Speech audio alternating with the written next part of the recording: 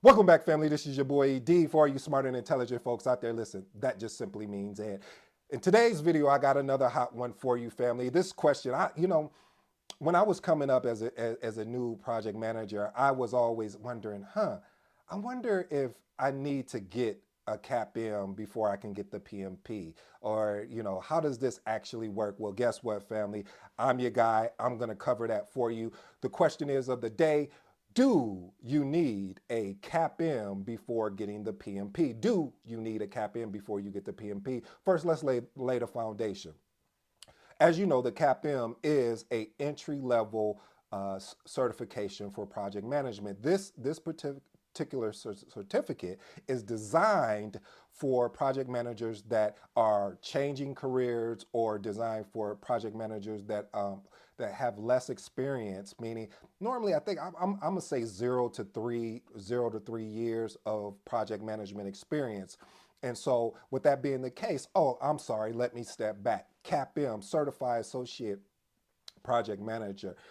And again, so it's just really learning the foundational principles of project management, understanding the vocabulary, learning earned value management, understanding the 49 process. This is the concepts of the CAPM certification. So you're asking yourself, okay, Edie, that's good and everything, but do I need a CAPM before I can get the PMP certification? Look, the PMP certification is one of those certifications that is a more advanced certification. This is the PMP certification is classified more for your intermediate and advanced type project managers. Now, when you look at it, what it says is when you have the PMP, you have demonstrated that you have a higher understanding or a higher knowledge of project management, meaning the project management principles, as well as how you lead, or as they would say, manage projects. So that's what the foundation of the PMP. And as well,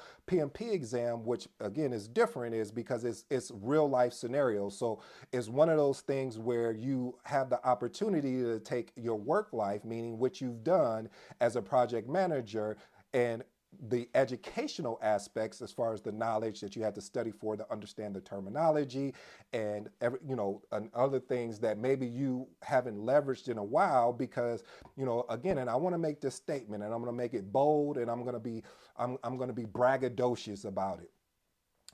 Everything in the PMBOK, project management body of knowledge, all of the artifacts, the project artifacts, they do not always have to apply to the project that you're running. Again, they do not have to apply to the project that you're running. Why is that, ED? Again, you guys are asking some amazing questions. Is because when you look at the PMBOK, or the project management body of knowledge, is the fact that those tools or those strategies and tactics are there to be used, of course, on a project that aligns with whatever tool or technique or strategy or tactic that you need.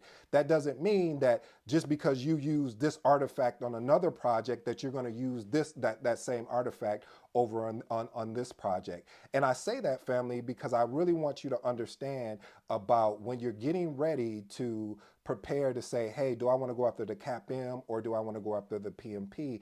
I just wanted to add that on there because I know sometimes we can get caught up, especially when we're studying for the CAPM or for the PMP or any certification around project management.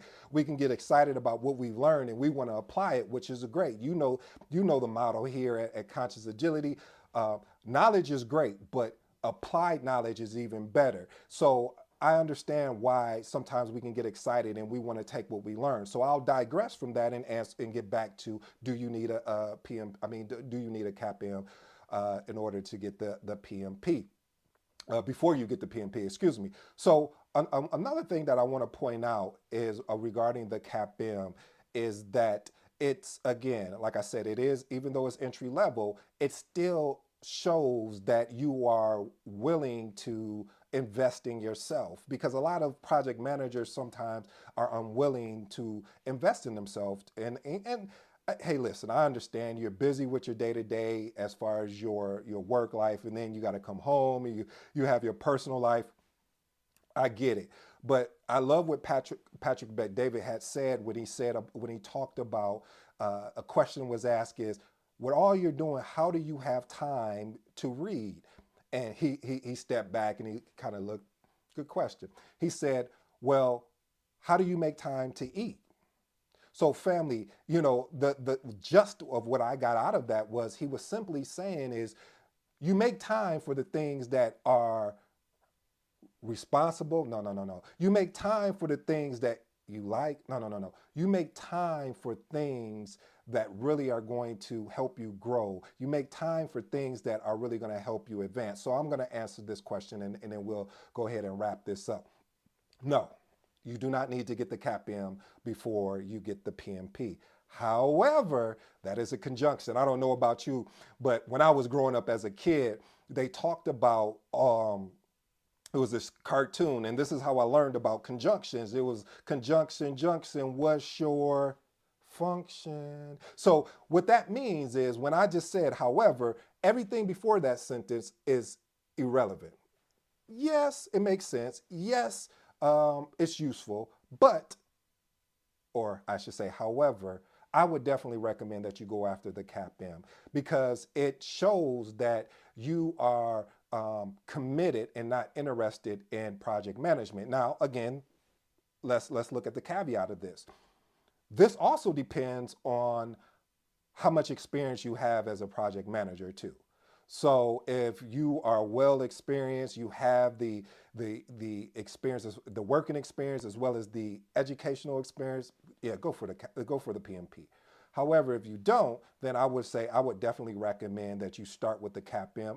And again, it's the best starter block that I believe in because it taught me a lot about vocabulary that I wasn't using in my day-to-day. It taught me about different project artifacts. It was so much that I learned from just going through that basic. And that's the thing, it reminds me of basketball. In basketball, everyone wants to do the flashy plays and all these things, but where the foundation is the foundational principles of basketball, meaning when you do a chest pass, doing a proper chest pass and doing a proper bounce pass. And so it's those type of foundational principles that you can learn in the CAPM will help you be more successful as you prepare to take the PMP exam. So that is one of the reasons why, if you came to me, and again, like I said, if you were changing careers, because I've worked with people that are changing careers and they want to get into project management. And when they get into project management, there's all these terminologies and artifacts, and you hear about this thing called the Project Management Institute. Like, what is this thing? And so once you go down this direction of taking the CAPM and getting a certified CAPM course so you will be eligible to take the CAPM, you will be able to understand and learn the importance of those foundational principles. I know I'm harping on it a lot, family, and I apologize, but I'm only doing that and asking for your forgiveness later because I personally think you will benefit the most. Plus, let's put it like this: and especially if you are someone that's changing careers, it's going to look good on your resume, and you can talk to it. Because the first thing, if I'm looking at your resume and I see you have all this work experience in a different area, not project management, but then I see the CAPM, it creates dialogue. It creates a conversation between you and I when we're interviewing. Because then I could say,